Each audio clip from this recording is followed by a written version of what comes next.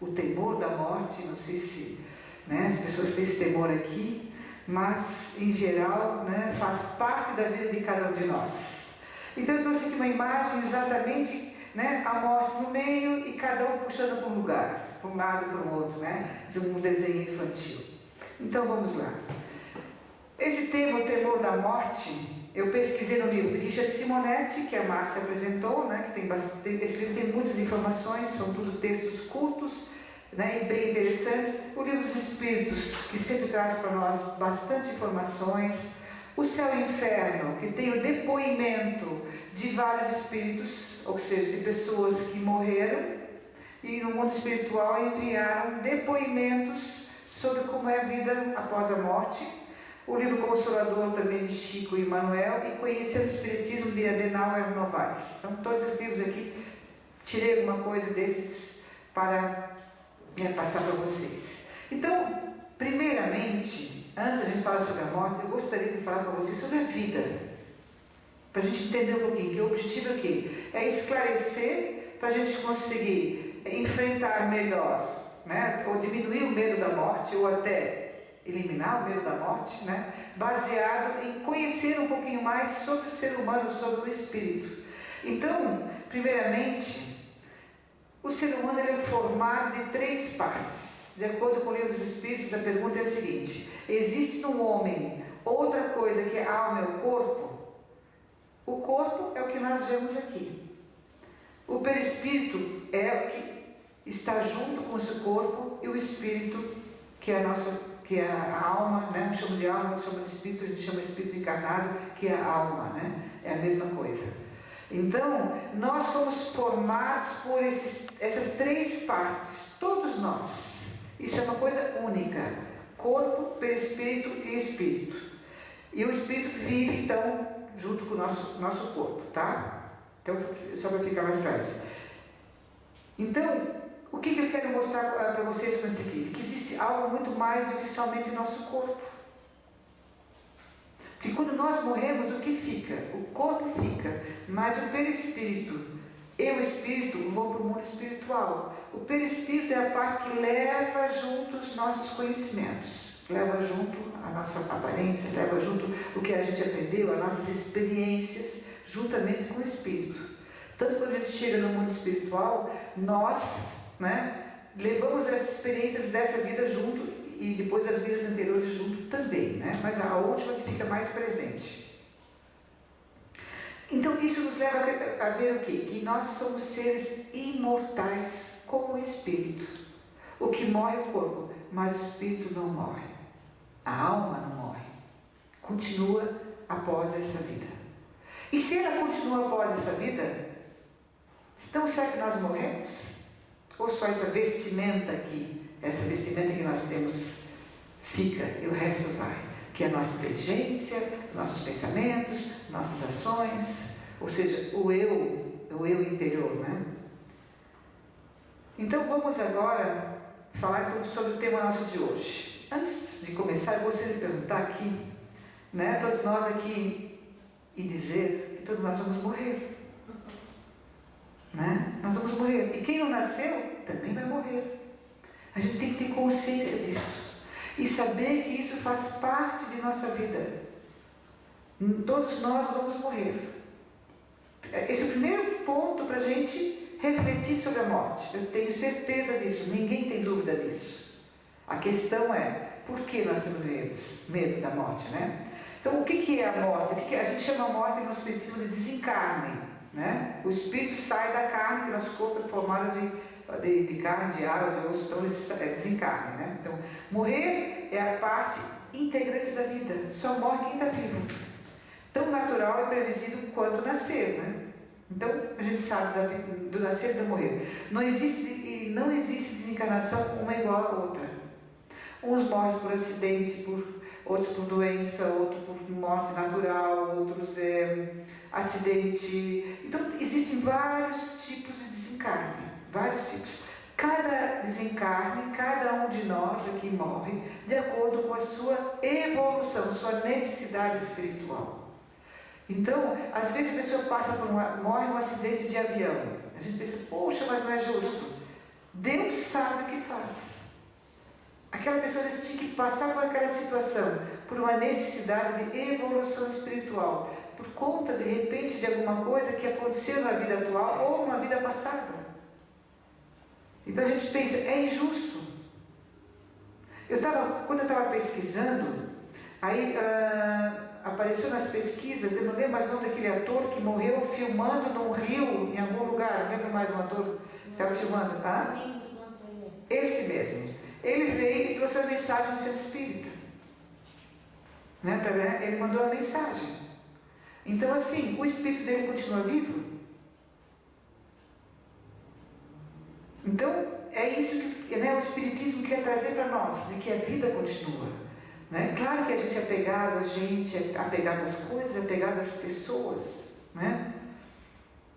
Mas é importante ter conhecimento de que o desencarne acontece com o esgotamento dos órgãos, né? Os órgãos falecem, e aí liberta a alma desse corpo. Porque para a alma é uma prisão, porque a alma é livre, o espírito é livre, ele consegue se locomover. Aqui não, nós só conseguimos nos locomover como? Pelas pernas.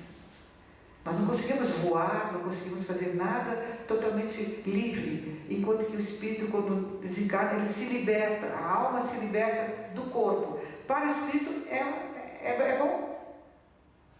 Né? Por isso que tem povos que comemoram, tem povos que choram quando nascem as crianças, e comemoram quando desencarnam, porque dizem, agora o espírito está livre para a sua vida futura.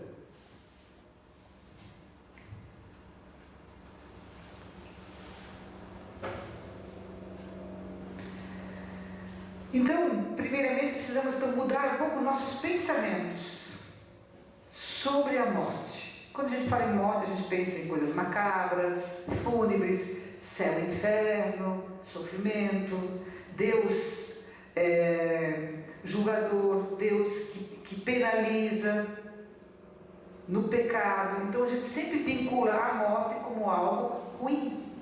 Por isso que muitas vezes muitas pessoas têm medo da morte, porque a visão que tem da morte, as próprias religiões no passado traziam muito isso. Por que impor o medo? Para as pessoas também não praticarem atos, né, contra a lei de Deus, que diz que temos o direito de viver. Então nós precisamos mudar. A morte, ele faz parte da nossa vida como algo natural, porque a gente sabe que isso vai acontecer. Assim como a borboleta, né? A borboleta, como é que é o nome da minhoquinha aqui? Me esqueci agora da lagarta. A lagarta, ela morre e se transforma no quê? Uma borboleta. Então, olha ali, então não há uma morte, há uma transformação. E assim somos nós. Nós, né, desencarnamos e nos transformamos no quê? Num espírito, no mundo espiritual. E há vários tipos de medo. Aqui tem alguns, mas tem vários outros. Não dá para a gente falar sobre o que cada um tem de medo sobre a morte, né? Mas em geral medo de não viver mais, né? Está chegando perto, estou ficando mais velha, então começa esse medo. O medo de doer, né? Será que vou sentir dor? Será que vai ser ruim?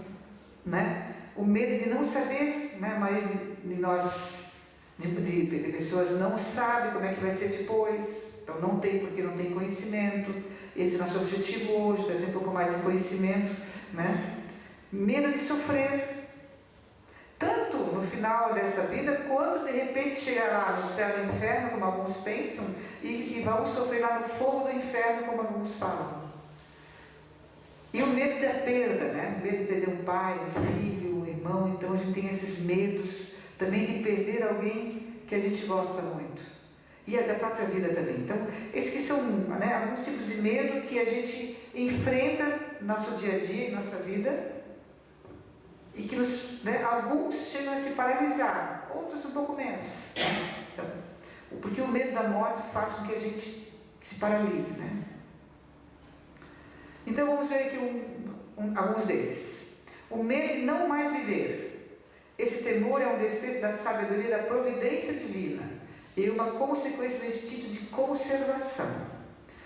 Contrapeso a tendência que, sem esse freio, nos levaria a deixar prematuramente a vida e negligenciar o trabalho terreno que deve servir ao nosso próprio adiantamento. Esse texto está no livro Céu e Inferno de Allan Kardec. O que ele quer dizer aqui?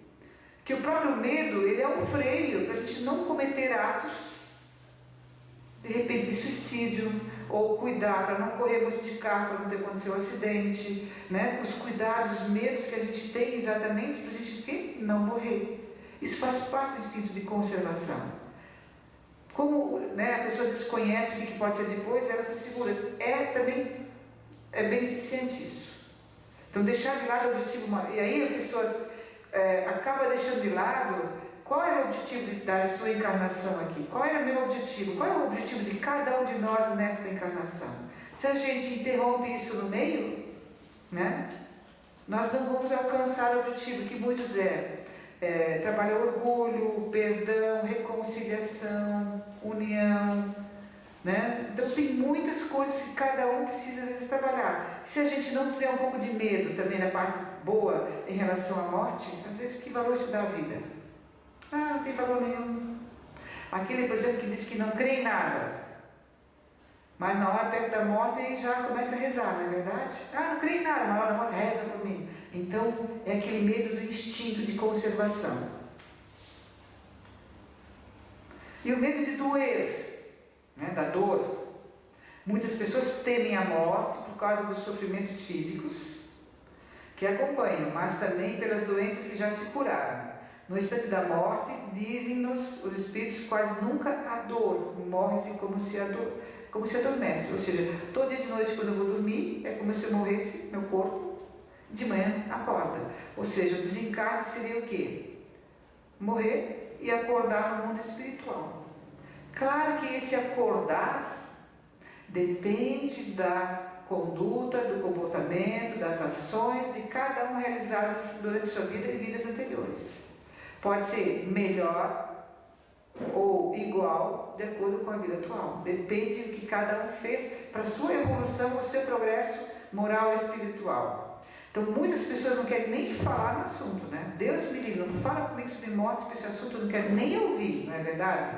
Foge desse tema como se fosse algo de outro planeta, né? Não, e na realidade faz parte da vida, né? Não fala isso comigo. Transferir a própria morte, não, minha morte, né? Ou de um familiar, é uma coisa do futuro, não preciso falar sobre isso. Então a pessoa às vezes com isso não adquire conhecimento, né? Não se acalma. Como se fosse alguma coisa que nunca fosse acontecer, né? Nunca pensei que fosse chegar a minha hora, mas chegou. Por isso a morte costuma pegar as pessoas desprevenidas. Por isso muita gente se apavora, se desespera quando chega perto. Às vezes se a doença, né? Ou a velhice, porque dá tempo para você pensar. Quando é um acidente, não tanto porque não, é muito rápido, né? Mas a velhice e a doença é o que dá tempo de pensar.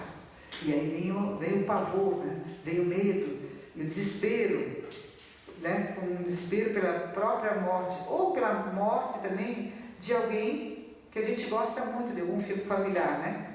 No entanto, não deveria ser assim. As pessoas se revoltam, não aceitam, pensam na sua própria dor, em si mesmas e na sua separação em relação a essa vida ou a perda de algum bem, o que vai ser com o meu patrimônio, o que vão ser com minhas coisas, quem vai cuidar das minhas coisas, quem vai cuidar dos meus filhos, quem vai cuidar do meu trabalho. Então é o medo, né, de si, e não pensam às vezes na pessoa que desencarnou. Então muitas vezes essa dor, ela acontece muitas vezes em relação a alguém que desencarnou, um familiar bem próximo. Vamos citar aí o exemplo do pai, né? O filho que sente a perda do pai. Claro que a gente sente, né? Claro que dói, mas a dor maior muitas vezes é maior de quem fica do que quem vai. A gente sofre muito mais porque essa pessoa seguiu em frente, porque às vezes está liberta, lá no mundo espiritual liberta, e a gente sofre porque a gente quer ficar agarrado nessa pessoa e não liberta o espírito, não deixa ele seguir em frente, não dá liberdade para seguir. Então a gente é egoísta nesse ponto. Quando quando alguém, né, está, vamos falar num velório, por exemplo, né? A dor é de quem mais foi ou de quem ficou no sentido de pensar em si mesmo, né? Não podia ter feito isso comigo, a pessoa já tem lá 90 anos, né? Já está, né, pronto para desencarnar, desencarnou, e quem fica diz, não podia ter feito comigo, ai de mim, não podia ter ido embora, né? Não é justo me deixar, um filho, vamos dizer, falando isso. Mas chegou a hora. Então, muitas pessoas não choram por quem foi, choram e sofrem muito porque ficaram e não aceitam a morte. Ao invés no velório, por exemplo, rezar pelo falecido, pela falecida, né? Pensar que essa pessoa se encaminhe bem para o mundo espiritual, que vai em paz, ela está pensando, a gente em geral pensa na gente, né? Deus é injusto. Como é que eu vou fazer agora sozinho? Claro, a gente tem que se virar. Mas a gente precisa entender de que cada um, em determinado momento, segue adiante, né? A gente então sente aquele vazio, né? Sente aquele vazio.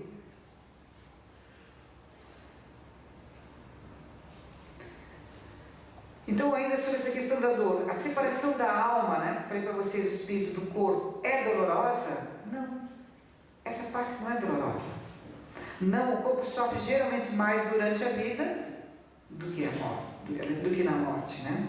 A separação no momento da morte é tanto mais penosa para o espírito, quanto maior tiver sido o seu apego à matéria. E ao contrário, será tanto mais suave, quanto maior tiver sido o seu desapego às coisas terrenas, seu desapego à matéria. Então, assim, né, esse espírito que tiver muito materializado, né, ao corpo, aos seus bens, de repente a sua família, ele não vai em paz, não há dor na morte, mas ele não vai em paz porque ele queria estar no meio desses familiares, ele queria estar lá cuidando dos seus bens. Quem vai ficar com a minha casa? Agora, né? E filhos, e esposa, e marido, então está preocupado com nada material, mas já não pode mais fazer nada, já desencarnou. Então ali, por isso que eu falei no começo para vocês que a dor é muito mais durante a vida do que após a morte, porque a gente sofre muito mais aqui e fica apegado a essa vida, aos bens, às pessoas. O apego às coisas, às pessoas, isso é novamente um egoísmo da nossa parte, né? Não deixa a alma ir em paz, né? Ela quer ficar preso junto aqui. Acho que você já deve ter ouvido histórias assim, a alma ficou presa aqui, ficou presa. Em função do quê? Do apego ao lado material ou a pessoas da família, geralmente, né? Mas já não consegue mais participar desse mundo aqui, né? Que já foi para um outro mundo. E esse apego às coisas, às pessoas é muito maior às vezes do que a morte, né? Então, geralmente a gente tem muito mais medo de perder alguém do que às vezes de morrer, né? A gente às vezes fala em casar, eu prefiro morrer antes, eu morro antes, depois você. Né? Então a gente pensa na realidade da morte mais na gente do que no próximo. E o medo do desconhecido, esse que é o objetivo do Espiritismo, é esclarecer.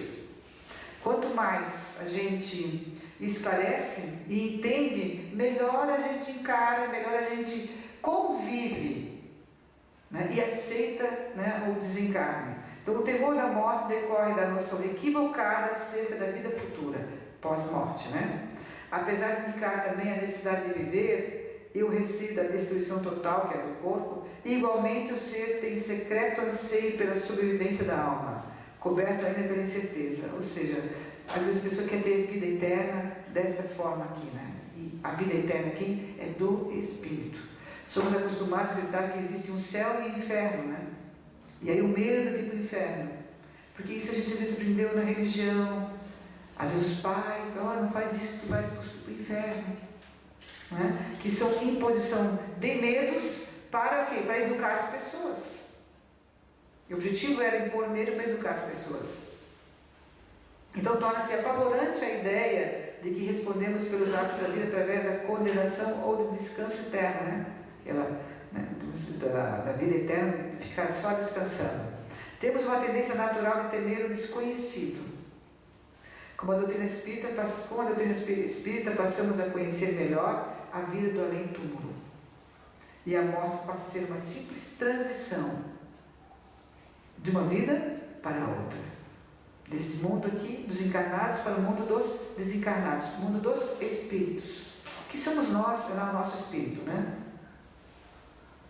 No Livro dos Espíritos, nós temos a seguinte pergunta. No Livro dos Espíritos tem muitas perguntas sobre a morte, tem muito esclarecimento. Ele diz o seguinte: no momento de encarnar, de nascer, o espírito sofre perturbação semelhante à que experimenta ao desencarnar, muito maior, sobretudo, mais longa ao encarnar. Ou seja, quando a gente nasce, a gente tem uma vida com bastante movimentação, com muitas alegrias e muitas tristezas, e às vezes muitas dores, né, em função das necessidades que nós precisamos passar. Pela morte, o espírito sai da escravidão desta vida de sofrimento, né, e pelo nascimento ela entra nesta vida. Então, por isso que tem povos que comemoram a morte, porque se liberta dessa vida de sofrimento e vai para um mundo melhor. Claro que esse mundo melhor é de acordo também em praticar o bem e o mal no nosso dia a dia, em nossas vidas, tanto nessa como vidas anteriores e nas próximas encarnações também. E a alma, né, o espírito, após a morte, a alma volta ao mundo espiritual, conservando plenamente a sua individualidade. Então ela guarda, nós falamos como é que ela é no mundo espiritual. Ela guarda essas aparências que nós temos aqui, a última da última encarnação. É essa aparência que fica como espírito no mundo espiritual. E leva consigo todas as suas realizações, né, pelo espírito, né, atos, ações e tudo que plantou. Vai levar junto todas para esse mundo espiritual, pensamentos, enfim, todas as conquistas dessa última encarnação.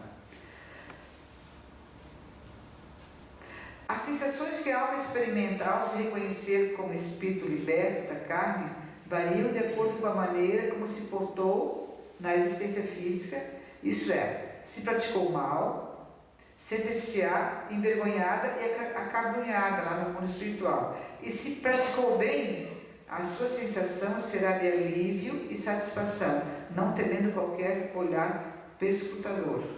Ou seja, quando a gente pratica o mal, a gente se sente mal aqui mesmo, né? Não precisa nem morrer para isso acontecer. Só que como o espírito se liberta do corpo, ele chega no mundo espiritual, ele amplia seus conhecimentos, ele amplia a sua possibilidade de ver e enxergar. E aí ele pensa, meu Deus, quanta bobagem eu fiz quando eu estava encarnado.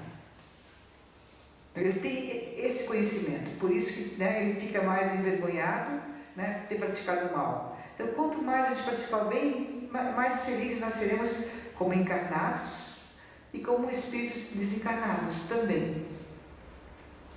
Muitas vezes a alma, ao desprender-se, né, é recebida no plano invisível, no plano espiritual, pelos seus familiares e amigos que a precederam na passagem para outro lado da vida. Ou seja, não tem aquelas histórias quando a pessoa está no leito da morte e diz, estou vendo meu pai, estou vendo minha mãe. São familiares falecidos que vêm nos receber, vêm nos buscar para o mundo espiritual. Então nós somos lá recebidos por essas pessoas.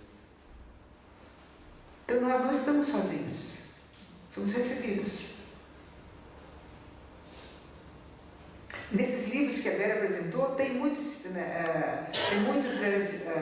depoimentos de pessoas que estavam em coma e aí saiu o seu espírito do corpo e foi para o mundo espiritual e lá também conversou com seus, né, com os outros desencarnados, né, e viu essas pessoas, viram essas pessoas que as ajudou a entender a vida de forma melhor. Quando saíram do coma, eles mudaram a sua maneira de viver. Existe o mundo espiritual. Por isso tem muitos livros, livros espíritas e livros científicos de medicina, de psicologia, de psiquiatria, que apresentam casos para as pessoas terem um pouco mais de conhecimento sobre isso e conseguir seguir em frente, né? E aí vem aquela questão, né? Quando chega no mundo espiritual é a maior surpresa, eu não morri. O suicida, por exemplo, ele quer o que, o suicida? Dar fim à sua dor, dar fim a essa vida, dar fim ao que ele, né, que faz ele sofrer. Quando ele chega no mundo espiritual, o que acontece? Ele viu que isso não aconteceu e ele não consegue matar seu espírito, porque o espírito é imortal. E aí vem aquela questão da vergonha, puxa, tem que recomeçar de novo, é que nem rodar de ano na escola, começar de novo. E a gente recomeça, tudo de novo, daí tem que nascer de novo, para tentar vencer suas dores, para seguir em frente. Porque não acontece. Essas fotos aqui são do filme Nosso Lar. Quem puder, assista esse filme, né? O André, essa pessoa aqui, ela passou muito tempo no umbral, que é tipo de um né? Nas outras regiões chama-se meio inferno, mas assim, é um local que ele vibrava na sua dor, no seu sofrimento, que ele não conseguia sair dessa situação. Até chegar aqui, no Nosso Lar, que ele mudou e começou a ver que, né, agir de forma diferente. Então, as pessoas que não creem, elas dizem que não há morte, mas a gente sabe que há, porque não há vida após a morte. Então, quanto mais a gente compreender isso, mais a gente fica tranquilo em relação a isso. E Jesus foi o nosso maior exemplo, né? Qual é a prova de Jesus de que há vida após a morte? Quando é que ele apresentou esse momento? Ele ressuscitou, né? No terceiro dia. No terceiro dia ele apareceu para Maria, para os apóstolos, depois durante 40 dias ele apareceu para o povo, para demonstrar o quê? De que há vida após a morte. E ele mesmo diz, não morremos. Então Jesus é o nosso maior exemplo de vida após a morte.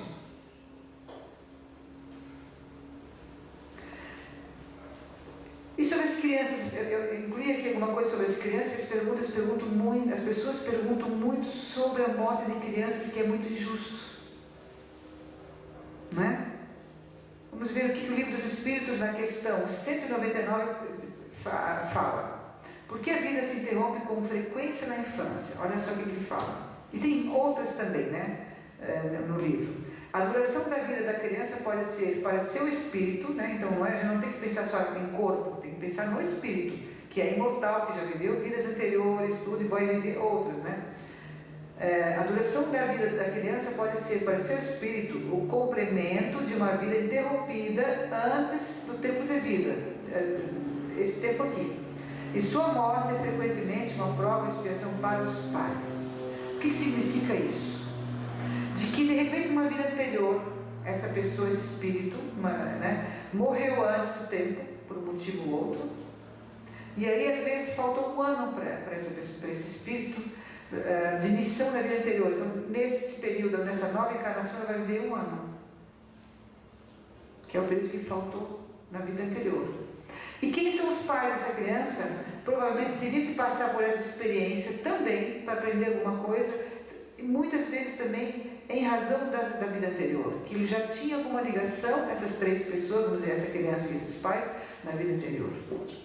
Então, não é injusto, é exatamente, muitas vezes, é exatamente uma experiência que eles precisam passar para o seu aprendizado. Então, muitas crianças exatamente morrem porque precisam passar pela situação, essas crianças e esses pais, por conta, às vezes, de necessidade dessa ligação em relação a uma experiência de vida anterior. E temos muitos exemplos, né? Primeiro exemplo, Chico Xavier. Chico Xavier, inclusive, disse: eu vou morrer no dia que o país estiver em festa. Um dia importante para o país. Quando foi que ele morreu? No dia que o Brasil ganhou a Copa. Ou Olimpíadas? Não, né? foi Foi a Copa, né? No dia que o Brasil ganhou a Copa. Morreu exatamente nesse dia. Quer dizer, estava todo mundo preocupado com a Copa, e aí Chico morreu tranquilamente, sem aqueles apegos todos, aquele sofrimento que de repente fariam o quê? Mal à alma dele. E ele avisou isso antes, tranquilo. Francisco de Assis, um ser que viveu a vida dele para Jesus sem medo da morte, enfrentou tudo que tinha, enfrentou sofrimento, dor, várias situações, mas ele sempre continuou firme na sua fé em Deus, nas suas obras e sem medo da morte. Também Gandhi também se sacrificou em prol de uma causa maior. Por que ele faz isso? Porque não tem medo da morte. Acha que a causa é muito maior e sabe que seu espírito vai continuar vivendo. E o nosso maior exemplo, sem dúvida nenhuma, né? Jesus. O mais presente na vida da gente, o que nos trouxe mais ensinamentos. O que ele diz quando ele está lá? Pai, em tuas mãos entrego o quê? O meu espírito. Está aqui Jesus dizendo isso. É nisso que nós precisamos confiar, em Deus. pois Jesus nos trouxe a prova da vida e pós-morte através de sua aparição, né, perante Maria e os discípulos naquela época, né? Nossa maior prova é exatamente ele. Também tem esse filme aqui, Ghost, né? É um filme antigo, né? Antigo. Também temos essa cena, essa moça e o espírito que quer vir dizer algumas coisas para ela e não consegue, porque os mundos, né? As densidades são diferentes, porque já o corpo e o espírito não estão mais juntos, já estão separados. Então esse contato ele é mais difícil. No Espiritismo nós temos, né, as mensagens, nós temos através dos médiuns que recebem, através da psicografia, que traz as mensagens, mas sempre às vezes os contatos são um pouco mais difíceis. E aqui nós temos o que? Nesse exemplo aqui, na proporção que o homem compreende melhor a vida futura, esse é o objetivo do Espiritismo, né? O temor da morte diminui. Esse é o meu objetivo aqui hoje também. Que vocês possam entender um pouco mais e diminuir o temor da morte. A certeza de reencontrar seus amigos depois da morte, de reatar as relações que tiveram na Terra, de engrandecer-se continuadamente em inteligência, que a gente precisa desenvolver, conhecer, aprender, aperfeiçoar ou evoluir, dar paciência para esperar e coragem. Paciência para esperar e coragem, para suportar as fadigas transitórias da vida terrestre.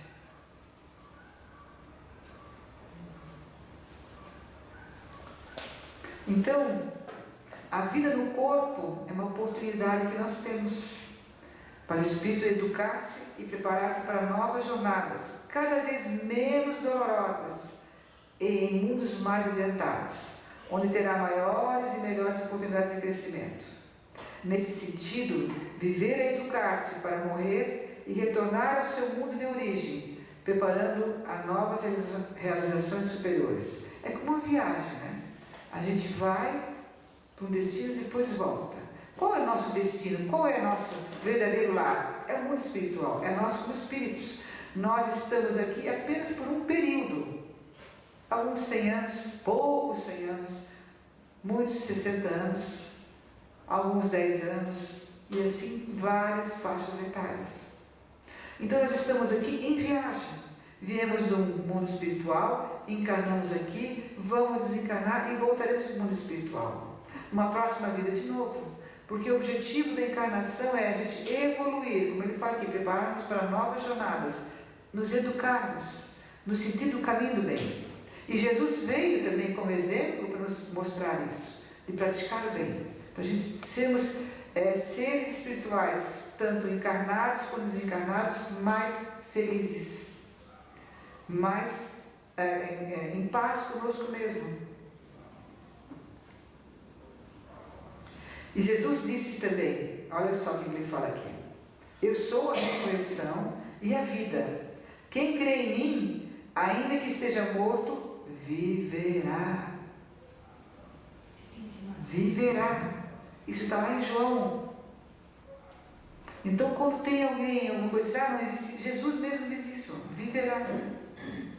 E todo aquele que vive e crê em mim, nunca morrerá. Crês tu nisto? Está lá em João isso.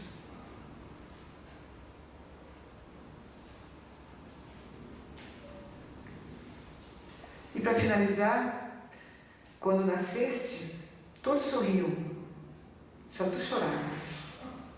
Vive de tal forma que, quando morreres, todos chorem, só tu sorrias. Muito obrigada a vocês, espero que eu tenha esclarecido um pouco mais, que vocês possam olhar, né, essa parte da nossa vida que é a morte com um pouco mais normalidade, né, fazendo parte da nossa vida, que sejamos, né, felizes na nossa encarnação, que a gente possa realmente seguir em frente. Muito obrigada a vocês.